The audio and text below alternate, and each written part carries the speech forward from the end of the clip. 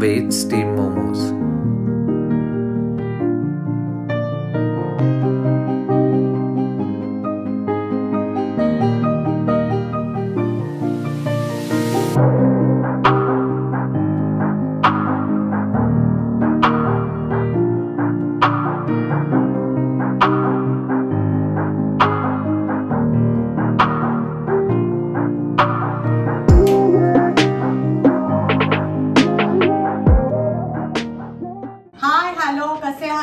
I hope सगळे मजेतच असाल। तर आज मी तुम्हाला दाखवणार आहे व्हेज स्टीम मोमोज।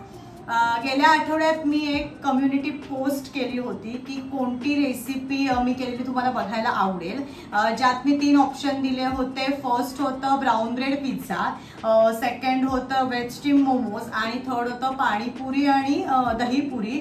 तर स्टीम मोमोजला सगळ्यात जास्त वोट आले होते, सो फायनली आज मी ती रेसिपी करणार आहे। आणि मेनली मैदा न वापरता नॉर्मल आपली जी पोळ्यांची कणिक असते त्याच्यापासून मी हे मोमोज बनवते। सो आज ती रेसिपी सुद्धा मी तुमच्याबरोबर शेअर करणार आहे। तर चला रेसिपीला सुरुवात करूया। तर चला मोमोज साठी लागणारे साहित्य जे आहे ते आधी आपण बघून घेऊया। कॉर्न्स, चीज ऑप्शनल आहे, कोथिंबीर, आलं लसूण एक मिरची, कांदे, सिमला मिरची, गाजर, कोबी, सोया सॉस, मेयोनीज, कणिक, काळी मिरी पावडर आणि या सगळ्याबरोबर मीठ। तर हे सगळं आपल्याला मोमोज बनवण्यासाठी लागणारं साहित्य आहे आणि हे सगळं आपल्या अंदाजानुसार आपल्या घरात किती माणसं आहेत त्यानुसार घ्यायचं आहे।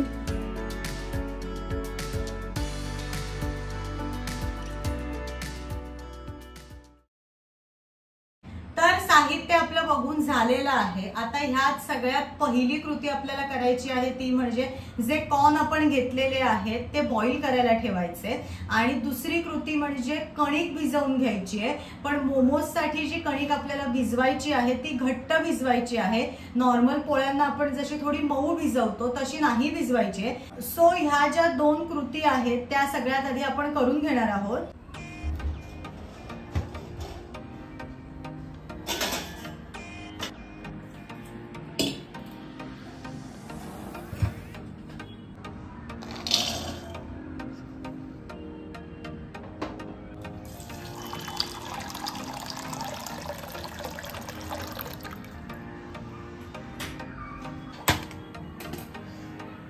तर मगाशी सांगितल्याप्रमाणे आधी आपण कॉर्न्स बॉईल करून घेतोय।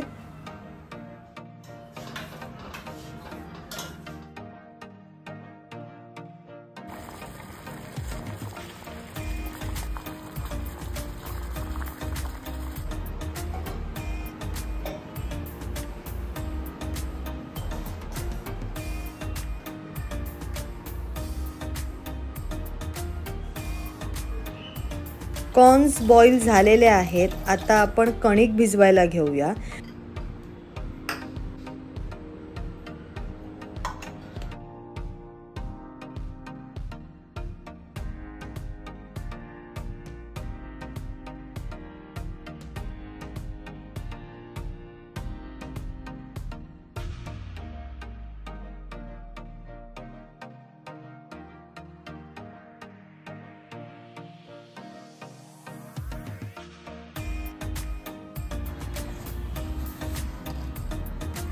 मोमोजला आपण जे आता ही कणिक मळून घेतोय त्यात सुरुवातीला मीठ सुद्धा थोडं जास्त घालायचंय, म्हणजे ज्याच्यात आपल्याला मोमोज भरायचे तर ह्याला सुद्धा टेस्ट छान होते। आणि नेहमीच्या पोळ्यांना आपण जशी कणिक भिजवतो तशी न भिजवता थोडीशी घट्ट भिजवायची, कारण पातळ जर आपण भिजवली तर ती भाजी त्या पाण्यामधून निघायची शक्यता असते, म्हणून घट्टसर कणिक भिजवून घ्यायची आहे।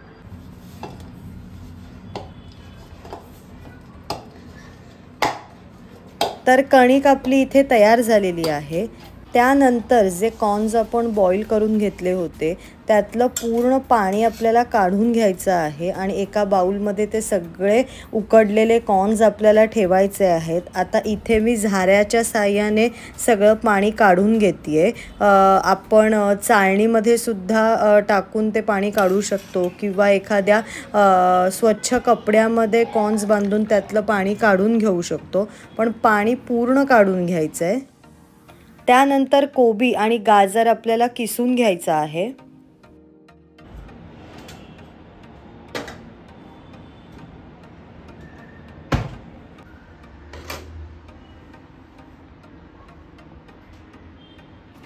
कोबीच्या वर जी जाड पानं असतात ती सगळ्यात आधी आपल्याला काढून घ्यायची आहे आणि कोबी 2 भागांमध्ये चिरून घ्यायचा आहे.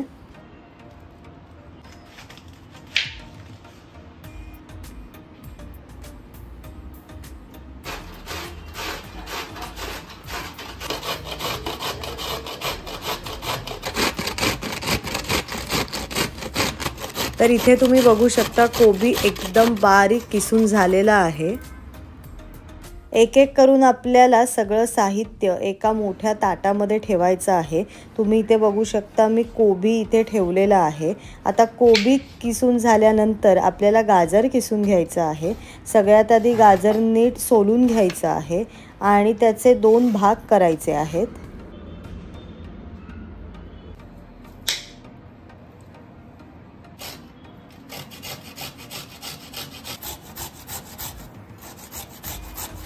गाजर सुद्धा माझं किसून झालेलं आहे. आता मी ते ताटामध्ये ठेवणार आहे.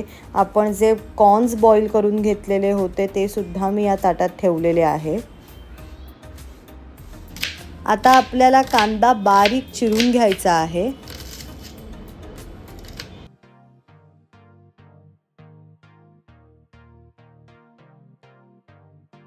कांदा सुद्धा मी ताटामध्ये ठेवलेला आहे.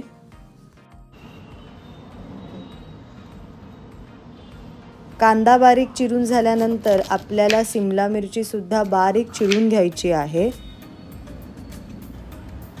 सिमला मिरचीच्या आतमधील बिया आणि थोडंसं पांढरट असलेलं ते कवर काढून टाकायचं आहे. सिमला मिरची सुद्धा ताटात ठेवलेली आहे. नंतर कोथिंबीर सुद्धा बारीक चिरून ताटामध्ये ठेवायची आहे. एक जी मिरची घेतली होती ती सुद्धा मध्ये कापून बारीकसर चिरून घ्यायची आहे. त्यानंतर आलं लसणाची पेस्ट करून घ्यायची आहे.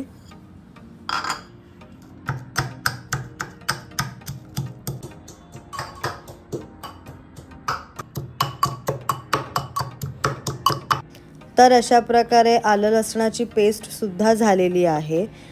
काळी मिरी पावडर जी आहे ती सुद्धा ताटात ठेवून घ्यायची आहे. ही सगळी तयारी झाल्यानंतर आता आपल्याला सगळ्यात आधी मोमोजमध्ये लागणारं जे स्टफिंग आहे ते बनवायला घ्यायचं आहे. त्याच्यासाठी एक आपली नॉर्मल कढई और पॅन गॅसवरती ठेवायचा आहे आणि त्यात तेल छान गरम करायला ठेवायचं आहे. तेल गरम झाल्यानंतर त्यात आलं लसणाची पेस्ट आधी टाकायची आहे. नंतर आपण जी एक मिरची बारीक चिरून घेतली होती ती टाकायची आहे. कांदा ॲड करायचा आहे. कॅप्सिकम ॲड करायचा आहे. गाजर ॲड करायचा आहे. किसून घेतलेला कोबीसुद्धा त्यात ॲड करायचा आहे. कॉर्न्स नंतर ॲड करायचे आहेत. अशा प्रकारे सगळी भाजी आपण आता यात मिक्स करून घेतलेली आहे. ती छान आपण ढवळून घ्यायची आहे. भाज्या या सगळ्या छान मिक्स करून झाल्या की त्यात आपल्याला चवीनुसार मीठ, थोडीशी काळी मिरी पावडर, सोया सॉस आणि कोथिंबीर ॲड करायची आहे. ते सुद्धा नंतर छान मिक्स करून घ्यायचं आहे.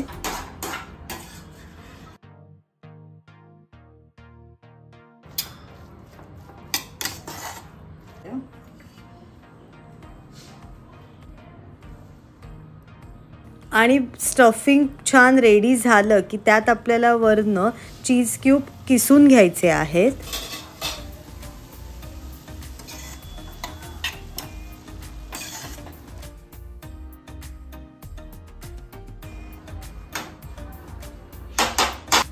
स्टफिंग इथे तयार झालेलं आहे. थोडंसं आधी टेस्ट करून बघायचं आहे काही कमी जास्त झालंय की नाही. सो चला, मोमोजसाठी लागणारं जे स्टफिंग आहे ते आपलं रेडी झालेलं आहे. आता मेन मोमोजचा जो बेस आहे तो आपल्याला बनवायचा आहे. अगदी नॉर्मल आपण जशी पुरी करतो तसाच गोल लाटायचा आहे, पण थोडा छोट्या आकाराचा करायचा आहे. सो चला तो बघूया आता.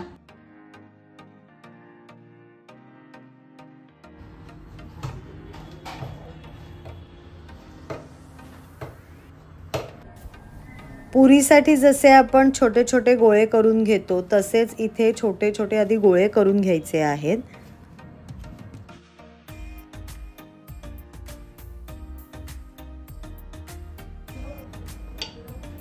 मीडियम आकाराचा कणकेचा गोळा आता आपल्याला लाटून घ्यायचा आहे.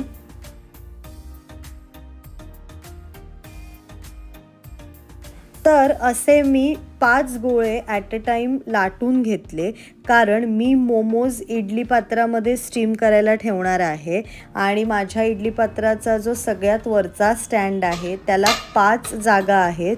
आणि इडली पात्रामध्ये मोमोज जेव्हा आपण स्टीम करायला ठेवतो तेव्हा फक्त वरच्या स्टँडमध्येच ठेवायचे आहेत, कारण जर आपण मधल्या स्टँडमध्ये ठेवलं तर वरच्या स्टँडचं पाणी जे आहे त्याच्यावर पडतं आणि मग ते मोमोज चिवट होतात. आता लाटून झालेल्या गोळ्यामध्ये आपल्याला भाजी भरायची आहे आणि जसं आपण मोदकाला पाकळ्या करतो तशाच पाकळ्या करून घ्यायच्या आहेत.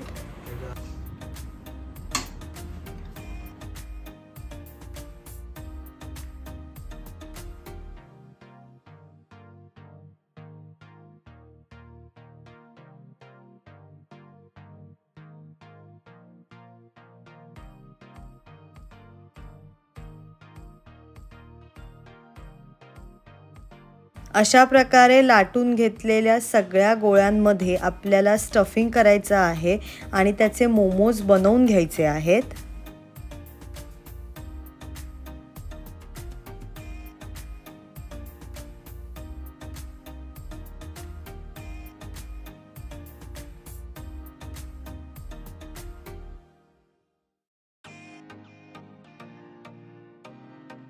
इडली पात्राचा जो वरचा स्टँड आहे तो आता आपल्याला घ्यायचा आहे. त्याला तेल लावून घ्यायचं आहे आणि आपण बनवून घेतलेले कच्चे मोमोज आपल्याला त्यावर ठेवायचे आहेत.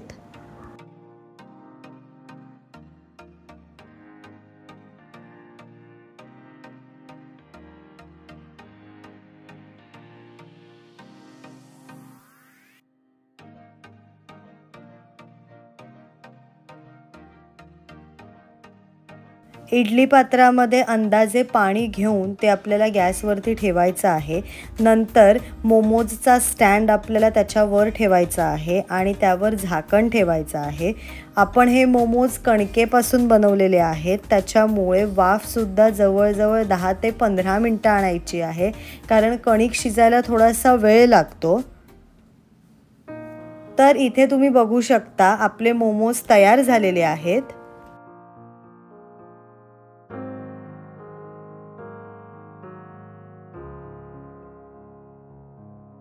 तर अशा प्रकारे आपले वेज स्टीम मोमोज तयार आहेत. डिश मध्ये आता काढून घेतेय.